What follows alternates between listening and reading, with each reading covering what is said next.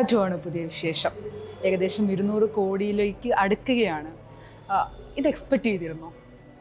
200 കോടി എക്സ്പെക്ട് ചെയ്തില്ല. പക്ഷേ വാഴ 2 ഹിറ്റാവും എന്നുള്ളൊരു ഫീൽ ഉണ്ടായിരുന്നു. കാരണം അതിൻ്റെ പുറകിലിരിക്കുന്ന പ്രവർത്തകരൊക്കെ നല്ലോണം ഓൾറെഡി പ്രൂവൺ ഒരു കാസ്റ്റും ക്രൂവാണ്.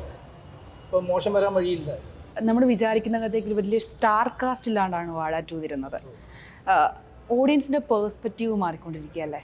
അതിപ്പോൾ ഇപ്പോൾ ഞങ്ങൾക്ക് പറയാമല്ലോ, ഇപ്പോൾ കോവിഡിന് ശേഷം ആൾക്കാരുടെ ഒരു പേഴ്സ്പെക്റ്റീവ് മാറി. അതായത് ഒരു കണ്ടന്റ് ബേസ്ഡ് ഒരു ഔട്ട്ലുക്കാണ് അവർ നോക്കുന്നത്. അപ്പോൾ അതിൽ സ്റ്റാർസ് ഉണ്ടെങ്കിലും ഇല്ലെങ്കിലും അതിന് പ്രശ്നമൊന്നുമില്ല. കണ്ടന്റ് നല്ലതാണെങ്കിൽ ഇൻഫാക്റ്റ് ഇപ്പോൾ കഴിഞ്ഞ 5 കൊല്ലത്തെ സിനിമകൾ നോക്കിക്കഴിഞ്ഞാൽ ഏറ്റവും കൂടുതൽ ഹിറ്റ്സ് വന്നിരിക്കുന്നത് ന്യൂ കമേഴ്സും ടയർ 2 ടയർ 3 റേഞ്ചിലുള്ള ആക്ടേഴ്സിൻ്റെയാണ്. സൂപ്പർ സ്റ്റാർസിൻ്റെ ഉണ്ട്, എന്നാലും കുറവാണ്. അപ്പോൾ അത് നല്ലൊരു ട്രെൻഡാണ്. അത് ആക്ച്വലി കൂടുതലും എഫക്റ്റ് ചെയ്തിരിക്കുന്നത് കേരളത്തിലാണ്. കാരണം കേരളത്തിൽ നിന്നാണ് ഒരു ട്രെൻഡ് സെറ്റർ പോലെ ഈ ന്യൂ കമേഴ്സിനെയും വെൽക്കം ചെയ്തിട്ടുള്ള ഒരു മൂവ് വന്നിരിക്കുന്നത് കേരളത്തിൽ. മോഹിനിയാട്ടമാണെങ്കിലും അതുപോലെ തന്നെയാണ്. കാരണം ഭരതനാട്യം 1 നല്ല സിനിമയായിരുന്നു. പക്ഷെ അതിൻ്റെ ആ റിലീസിൻ്റെ ഒരു അപാകത കാരണം അത് അത്രയ്ക്ക് കളക്ഷനിലേക്ക് വരാൻ പറ്റിയില്ല. പക്ഷെ എനിക്ക് അത് OTT ഭയങ്കര ഹിറ്റായിരുന്നു. അപ്പോൾ അതിൻ്റെ ഒരു പാർട്ട് 2 തീർച്ചയായിട്ടും ഒരു എന്താ പറയുക, ഒരു നല്ല സബ്ജക്റ്റ് തന്നെ ആയിരുന്നു എന്ന ഒരു ഫീലിംഗ് ഉണ്ടായിരുന്നു.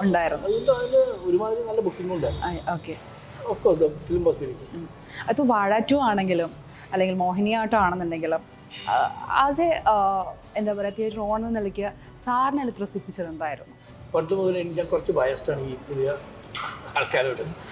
I prefer the younger lot. Because അവർക്ക് ഇതിൻ്റെ പൾസും ഇതിൻ്റെ എടുക്കുന്ന രീതിയും എല്ലാം അവർക്ക് അറിയാവുന്നുള്ളൊരു ഫീലിംഗ് എനിക്കുണ്ട്. They are more well versed, they are more intelligent and more adapted to the latest technology. അവർക്ക് ഇപ്പോഴത്തെ ആൾക്കാരുടെ യങ്സ്റ്റേഴ്സിൻ്റെ പ്രത്യേകിച്ച് പൾസ് അറിയാം. അവരെടുക്കുന്ന സിനിമ ഒരു വ്യത്യസ്തമായിട്ട് തന്നെ ഇരിക്കും. ഇപ്പോൾ വളരെ സിമ്പിളായിട്ടുള്ള സ്റ്റോറിയാണെങ്കിലും അവരുടെ ഒരു പ്രസൻറ്റേഷനും അവരുടെ ഒരു രീതിയും വളരെ അപ്പീലിംഗ് ആണ്, വ്യത്യസ്തമാണ്. അതെ. ഇപ്പം ദൃശ്യം 2-ന്റെ റീ റിലീസ് ആയിരുന്നു കഴിഞ്ഞ ദിവസം. എങ്ങനെയായിരുന്നു ഒരു ഓഡിയൻസിന്റെ റെസ്പോൺസ് ഉണ്ടായത്? ആക്ച്വലി ദൃശ്യം 2-ന്റെ റീ റിലീസ് അത്രയ്ക്കൊരു ഓളം ഉണ്ടാക്കാൻ പറ്റിയിട്ടില്ല. കാരണം അത് ഓൾറെഡി OTT വന്നു പോയ സിനിമയാണ്. അപ്പോൾ അത് ഒരു റീ റിലീസ് എന്ന് പറയാൻ അതൊരു അക്കാഡമിക് വാല്യൂ മാത്രമേ ഉള്ളൂ. അത് എനിക്ക് തോന്നുന്നില്ല എങ്ങും ഓടിയിട്ടില്ല. പക്ഷെ റീ റിലീസുകളുടെ ഒരു കാലം കൂടെയാണല്ലോ. മോഹൻലാൽ സിനിമയ്ക്ക് ഒരു പ്രത്യേക ഫാൻസ് ഉണ്ടെന്ന് തോന്നിയിട്ടുണ്ടോ? അല്ല, തീർച്ചയായിട്ടും ഉണ്ട്. പിന്നെ റീ റിലീസ് നല്ല സിനിമകളുടെ റീ റിലീസ് ഒരുമാതിരി ഒരു പരിധി വരെ സക്സസ് ആവും.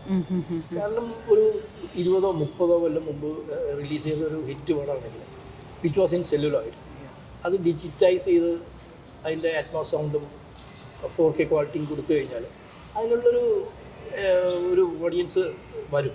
പക്ഷേ എല്ലാ സിനിമകളും റീമേക്ക് ചെയ്യുന്നത് അത് ആക്ച്വലി വലിയൊരു നല്ല ഐഡിയ അല്ല.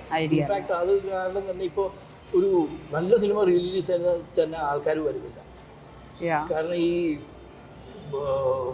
എണ്ണം കൂടി. നല്ല സിനിമകൾ റീ റിലീസ് ചെയ്യാൻ നല്ലതാണ്.